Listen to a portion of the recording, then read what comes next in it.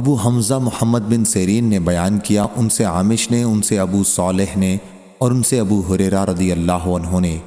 کہ رسول کریم صلی اللہ علیہ وسلم نے فرمایا، 3 آدمی ایسے ہیں جن سے اللہ تعالیٰ قیامت کے دن بات نہیں کرے گا اور نہ انہیں پاک کرے گا،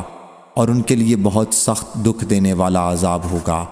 ایک وہ شخص جس کے پاس راستے میں زیادہ پانی ہو اور وہ مسافر کو اس میں سے نہ پلائے۔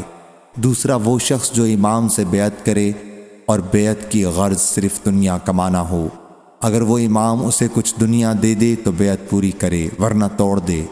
تیسرا وہ شخص جو کسی دوسرے سے کچھ مال متاع عصر کے بعد بیچ رہا ہو اور قسم کھائے کہ اسے اس سامان کی اتنی قیمت مل رہی تھی، اور پھر خریدنے والا اسے سچا سمجھ کر اس مال کو لے حالانکہ اسے اس کی اتنی قیمت نہیں مل رہی تھی۔ صحیح بخاری حدیث نمبر 7212۔